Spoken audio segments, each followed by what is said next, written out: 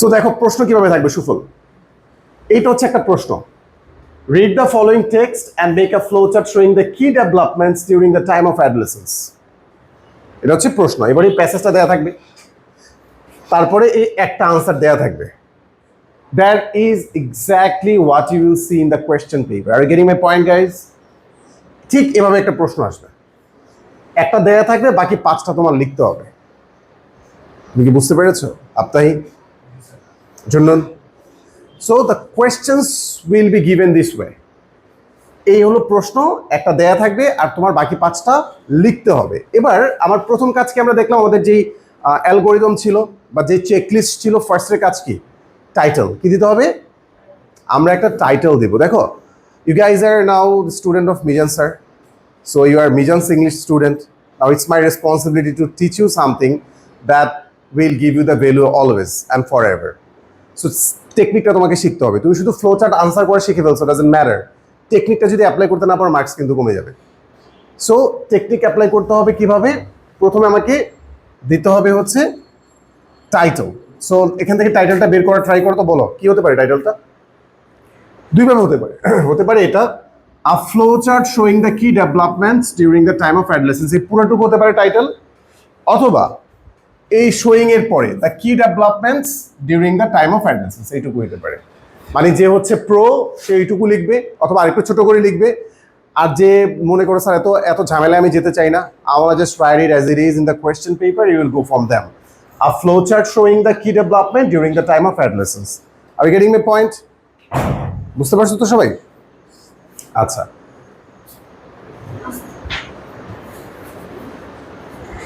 So সবার title লেখা clear? আচ্ছা, সবাই এবার খাতা কলম নাও। Everyone please take you pen and paper and এইটার টাইটেলটা লেখো। আর একটা কোয়েশ্চেনের এই কোয়েশ্চেন টাইটেলটা লেখো দেখি। Read the following text and make a flowchart showing some objects that have influence on craft work. দেখি এটাকে কি লিখছো? ফ্লোচার্টের ফার্স্ট কি? টাইটেল। তাহলে এটাকে কিভাবে লিখবে? লেখো, ফার্স্ট লিখে ফেলো। তো আমরা যখন একটা ফ্লোচার্ট করব, প্রথমে আমি প্রশ্নটা পড়ব। প্রশ্নতে কিন্তু আমাকে সব ইন্ডিকেশন দেয়া থাকবে। যেমন এখানে বলা আছে read the following text and make a flowchart showing some objects that have influence on craft works.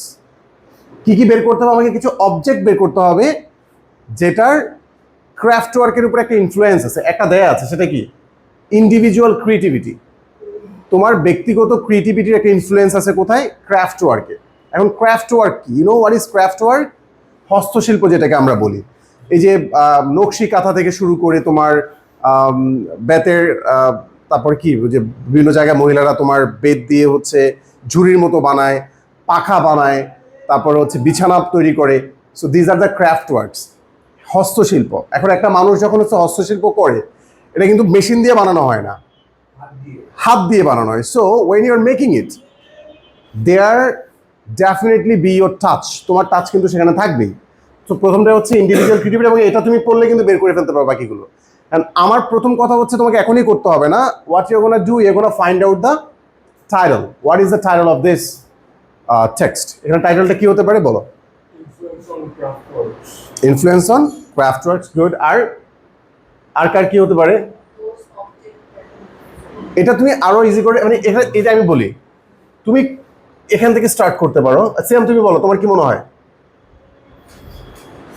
সিয়াম বলো।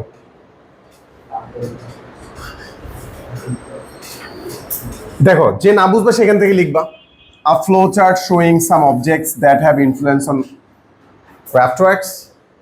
আর যার একটু প্রশ্নে লিখবা objects that have influence on craft work. Objects that have influence on craft work, because আমরা এখানে কি লিখবো actually? We are going to give you the objects that have influence on the craft work. আর এখানে একটা কিন্তু দেয়া আছে individual creativity। তোমরা কি বুঝতে পারছো টাইটেল কিভাবে লিখতে হয়?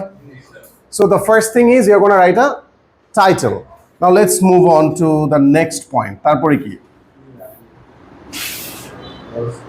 তারপরে হচ্ছে use 6 rectangular or square boxes. এটা হচ্ছে খুবই ইম্পর্টেন্ট একটা ব্যাপার। তুমি পরীক্ষার খাতা কি করবে? খাতা তোমরা রেডি করো, আমি এখানে দেখাই কিভাবে করবা বক্সগুলো। এই যে একটা দেয়া থাকবে না তোমার খাতায়, এরকম করে তুমি 6টা বক্স করবা নিচে নিচে, পুরো পেন্সিল দিয়ে করবে, বুঝতে পেরেছো? এবং প্রত্যেকটা থেকে প্রত্যেকটা এরকম করে অ্যারো দিয়ে সেপারেট করবে। Do it now everyone please. খাতায় পেন্সিল দিয়ে সুন্দর করে তুমি কি করবা, হরাইজন্টাল এরকম 6টা বক্স করবা। এই যে এরকম, এই 1 2 3 এরকম 6টা বক্স করবা উপর নিচে। It's better to do it with pencil and scale. Use pencil and scale. So দেখো, boxes can be horizontal or vertical. আমি horizontal এর পক্ষে।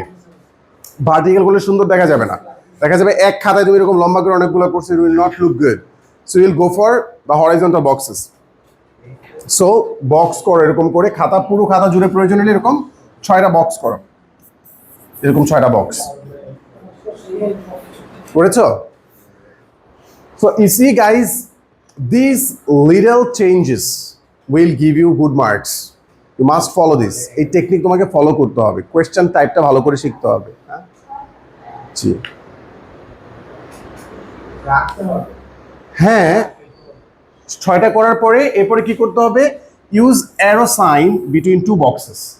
এক বক্স থেকে আরেক বক্সে কি করবা, এরকম অ্যারো সাইন ইউজ করবা। তার মানে এটা ফ্লো, একটা ফ্লো আছে, একটা থেকে আরেকটা ফ্লো এটা যাচ্ছে, আমরা উপর থেকে নিচে দিচ্ছি। এরপরে use numeric letters serially in each box.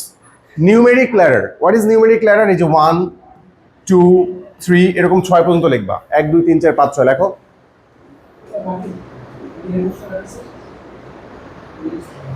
আদনেল কর সুন্দর করে কর।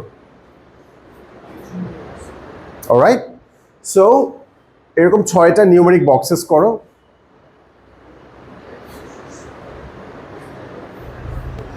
তারপরে হচ্ছে start points with capital letter.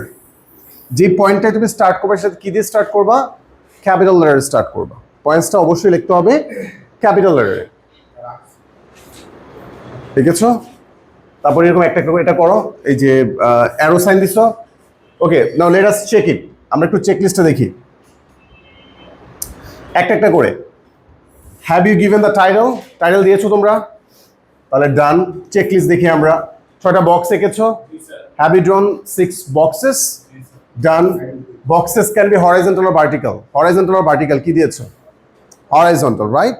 Alright. Use arrow sign between two boxes. Arrow sign use করেছো 2 বক্সের মাঝখানে। Alright. Use numeric letter serially in each box. Numeric letter দিয়েছো 1 2 3 4 5 6 দিয়েছো সবাই? অলরাইট। তারপর হচ্ছে start points with capital letters. এবার আমরা ফার্স্ট পয়েন্টটা দিব, ধরো এটাই লিখবো। লেখো এনলাইটেনিং দ্য ইন্ডিভিজুয়াল। তাহলে স্টার্ট লেখো, এটুকু লেখো। তাহলে কি হবে, প্রথমটা কি দিব আমরা, ক্যাপিটাল লেটার হবে। প্রথমটা কি দিয়ে হবে, মানে লেটারটা কি দিয়ে কি হবে, ক্যাপিটাল লেটার হবে। এবং আমরা কি ফুল স্টপ দিব? ফুল স্টপ দিব না, কিন্তু ফুল স্টপ আমরা কোথায় ইউজ করি? Only in the end of a sentence. একটা কমপ্লিট সেন্টেন্স যখন আমি লিখি তখন আমি ফুল স্টপ ইউজ করি। অলরাইট, এখানে আমরা ফুল স্টপ ইউজ করবো না। সো এনলাইটেনিং দ্য ইন্ডিভিজুয়াল এটুকু লিখে ফেলো। এবং প্রথমটা লেটারটা আমরা কি দিব, ক্যাপস অন, ক্যাপিটাল লেটারে দিব। অলরাইট, আই সুস্মিতা বুঝো নাই তো? শিওর? ওকে। আপনাই তানজুমা কই? আচ্ছা, আই সুফল, তুমি কোনো সুফল পাইলা ক্লাস থেকে? মেবি। তাও ভালো, তুমি বলো না to be or not to be, that is the question.